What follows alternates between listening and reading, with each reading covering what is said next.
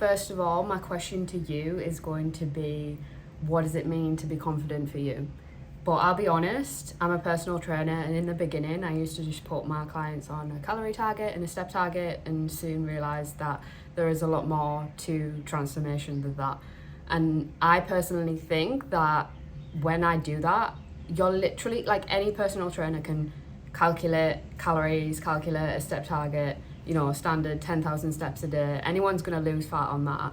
And I personally don't think that that's a service. You're literally just putting someone, or what it felt like a lot of personal trainers do is give them the calorie target, give them the step target, and then literally wait until the people lose fat and then use the transformation photos. It's like, for me, what kind of transformation is that? And my personal experiences is that when I was younger, I was constantly chasing the calories, constantly burning fat, checking my fitness watch, or how many calories have I burned.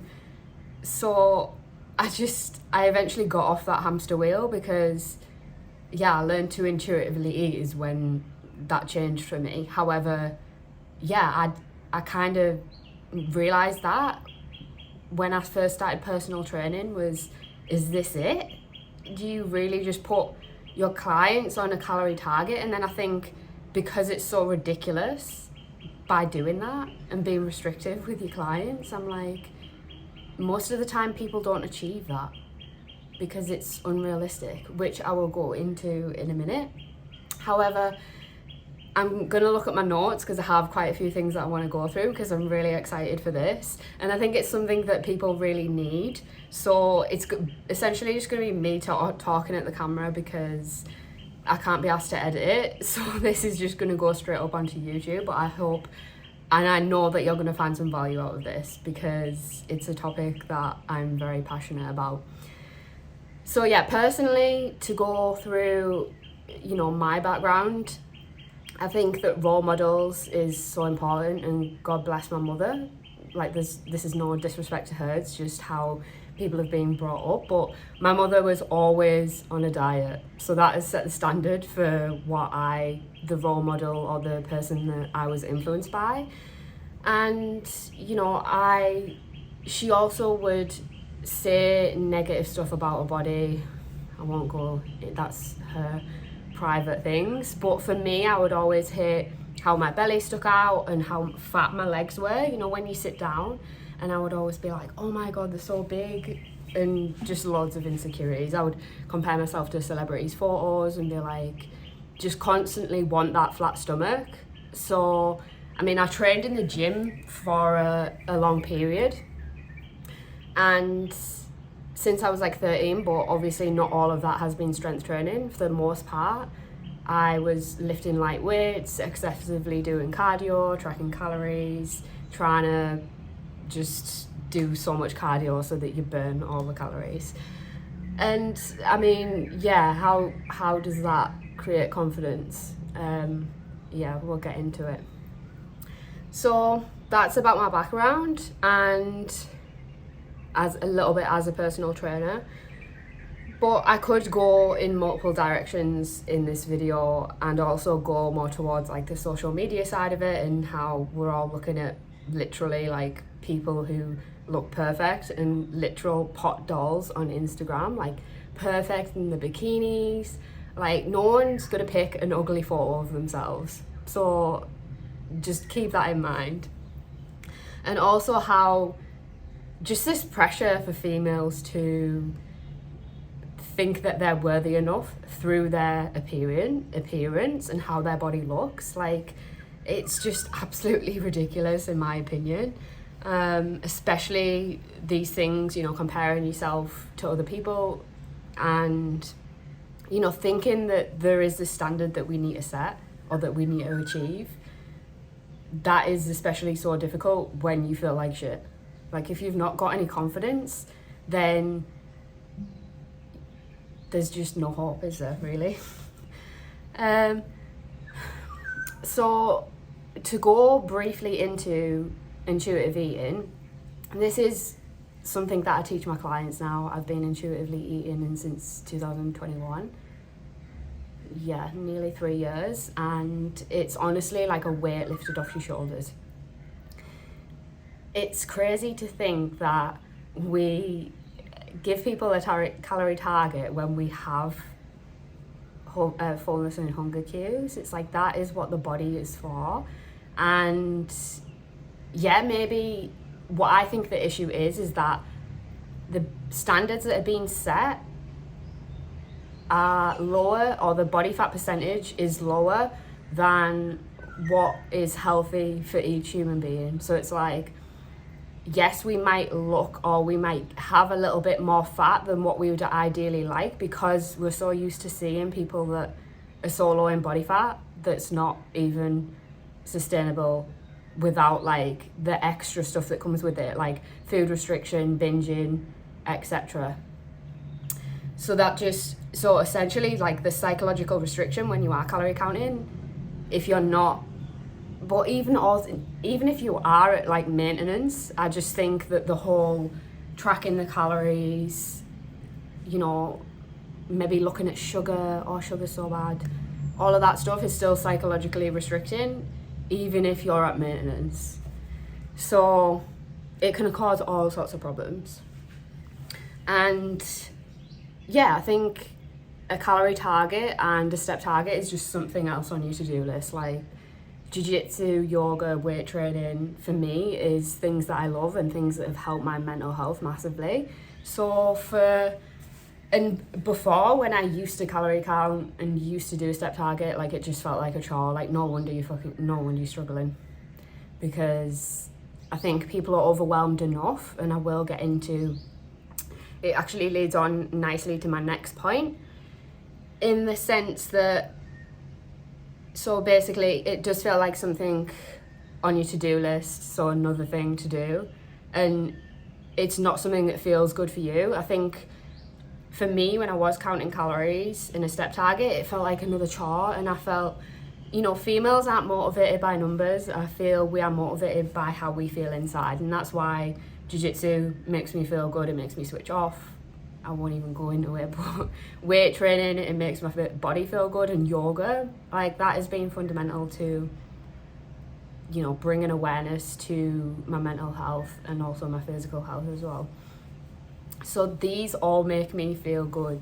That is what I focus on. I don't focus on, you know, what I used to focus on was how much exercise do I need to do to stay, I think it used to be 60 kilograms. If I wasn't at 60 obviously this was when I was younger. If I wasn't at 60 kilograms, if I was at 63, I was like, I'm fat. Like I wasn't even overweight. It's so concerning, which I think is the case with the majority of females. And a lot of my clients, which goes on to the next point, a lot of my clients, just shame and guilt is the major emotions. And I think it's because the standards are just set so high, and we always feel like we're not doing enough.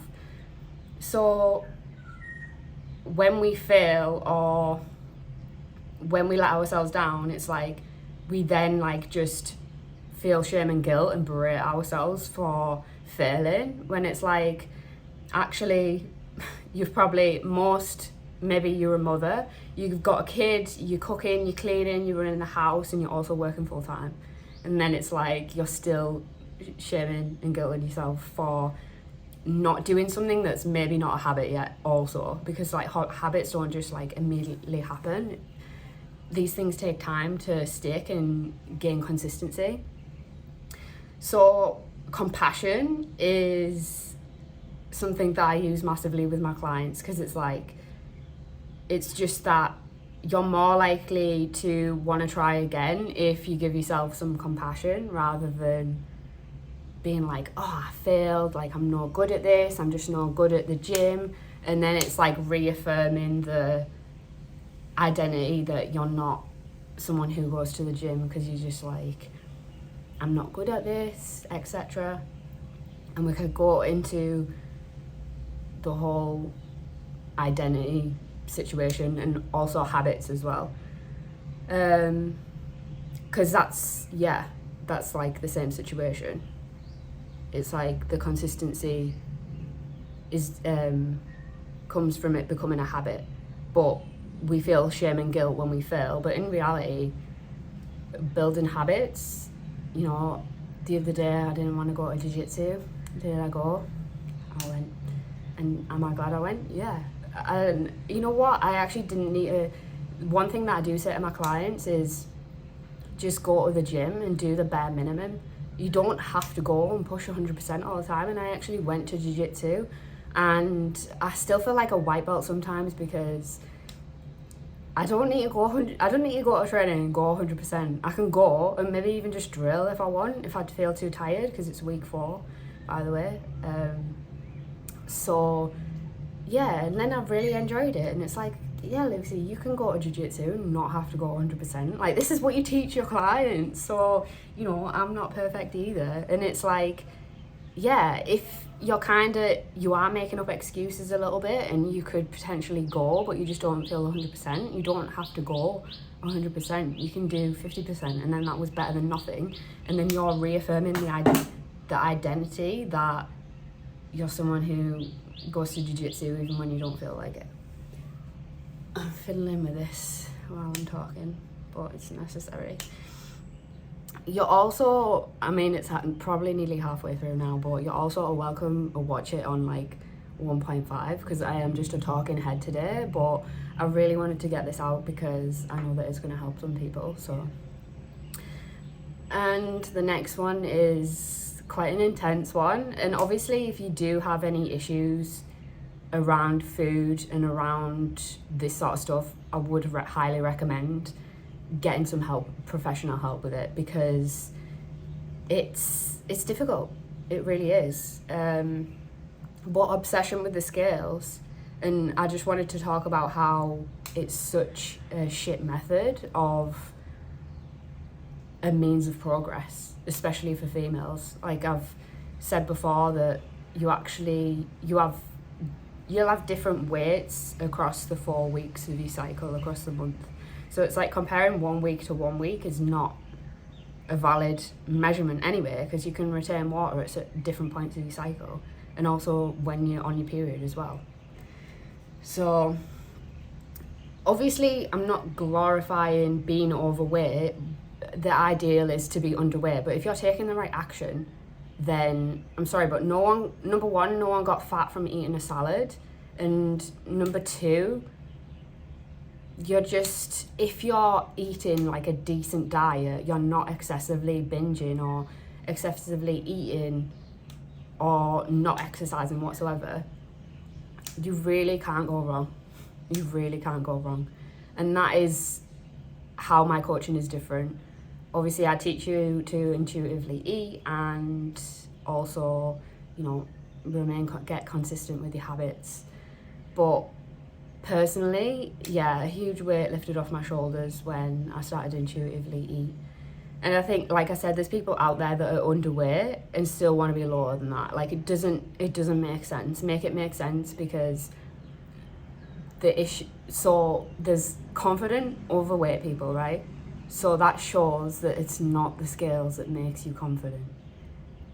My clients want to feel confident. They don't want the scale weight. So it's a feeling inside that you're searching for. So for someone it breaks my heart when, you know, I don't market my stuff as fat loss anymore. I haven't for ages. And it's difficult because it's a feeling that people want, not the number on the scales. Because what I've done, I'm actually heavier, so I'm probably, not that I'm asked, but I know because I train jiu-jitsu and I compete in jiu-jitsu, that's why I know my scale weight. Otherwise, I honestly wouldn't weigh myself. However, I usually sit, if I'm eating well and not exercising that much, I sit at about 70, but if I'm, you know, exercising, eating okay, I sit at 68. And I used to be, obviously I guess this is when I'm older, so I don't know how much I can really compare, but I used to be 63 kilograms, or I even deemed that as heavy. But what was I even going to talk about? Oh no, so that was it. Talking about like insecurities. So it's like, I'm heavier now, and feel more confident. So what I've addressed is the insecurities about my body, right? So it's like, what you need to address the insecurities that you've got rather than keep chasing the number on the scales that's not going to bring you the feeling of confidence that you want in your body. Absolute dropping bombs. Yeah, like little, so this is really embarrassing, right? But I actually hated how my knees looked in photos, but now, sorry, I've got the window open in the car, but now I put cream on them and I honestly feel so much better. It's so random and so embarrassing and really ridiculous, but I just wanted to highlight, like, that's one of my insecurities. And also, like, my belly sticking out, my legs. So, and it's like, you know, I wasn't overweight and I still constantly aimed for fat loss. And it's like, why? Because I think you just feel the pressure, or people think that you're being judged, and it's like, no, that you obviously only get judged by the people that would judge themselves for that also. So it's like, yeah, it's really about addressing the negative self-talk. It really is. And, you know, you've kind of got to do the deeper work for it, and it depends how deep you want to go with it. But I think intuitively eating was something that massively helped me, because I think it's the restriction and being scared to gain fat is a fucking huge one for females. It is so scary. But once you get past that, and, you know, initially it is really scary, but once you get past that, you've realised that, you know, that I think there's a fear of eating food, ironically. There's a fear of eating food and gaining fat, and it's like, I think our own minds make it out to be worse than what it is. And it's like, then once you get past that, allow yourself to trust your natural fullness and hunger cues. Once you get past that, it's like, oh, yeah, so I have control about what I put in my mouth, and, you know, it's not actually going to make you gain weight as fast and as much as you think it is. So then eventually you come to a place of rest, because it's like, okay, like, I'm in control. I can eat pretty much what I want when I want, but I also have the best intentions for my body, and I want to, like, eat nutritious food.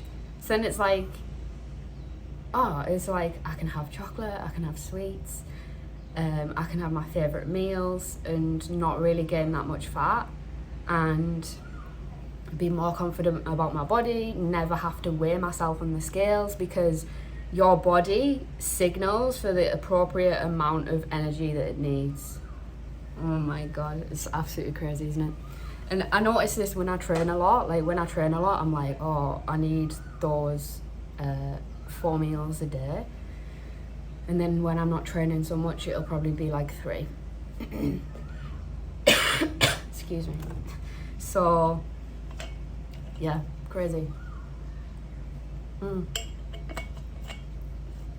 So basically, I won't keep you here for too long. My aim was 20 minutes. Yeah, I won't give you a calorie target. I won't give you a step count. You know, I'll make you take the right actions, which in turn usually gets you results. And you're just not constantly chasing the number on the scales or counting calories for the rest of your life. Like, that's what gets me. It's like, okay, so we count calories. It's the yo-yo dieting as well. It's like, we count calories, we get to the goal weight, and then you stop counting calories. And it's like, oh, you put my weight on because you started just eating, like, probably the amount that you need. And then because people think that they're fat, we then, yeah. I mean, there's all sorts of other stuff that can be going on in the background. Like, for example, my clients, you know, have stressed it, or bored, or they've not been satisfied, or they're snacking too much, they're not eating full meals. So then when you don't eat full meals, your body's still signaling that it's hungry, so it's confused. So then that's why you might overeat as well if you've not ate anything during the day. So the goal for me and for my clients is to enjoy food, enjoy exercise, enjoy training, and just be confident in yourself, because it's really not the number on the scales that you're looking for. It's a feeling within yourself, and that's not gonna be addressed if you don't address your personal insecurities and the thoughts that you have around your body. So I hope this has been helpful. If you want me to talk about anything else, or if you have any questions, comments, please let me know. This is like a topic that's so close to my heart, because just the weight that's lifted off my shoulders, and like I just remember like looking in the mirror and, you know, looking at my belly, going to the side, looking at my belly, seeing how much it was sticking out today, and also not realizing that probably links in with your cycle as well, like how bloated you are. I probably didn't know this as like a young teen. Yeah, I mean, it's probably happening up till mid-20s, to be honest. So yeah, the more that you know and the more that you work on it, the more that you're going to feel confident in your body. And it just pains me when I see other personal trainers like putting people on step counts, calorie target, and it's like, you're going to be doing that for the rest of your life if you want to stay that weight. And it's just, it's sad. It's very sad. But I hope you've got something out of this, and if you have any questions, you can actually email me at lucy@trainwithlucy.com, or message me on Instagram, or put comments below. But yeah, speak soon.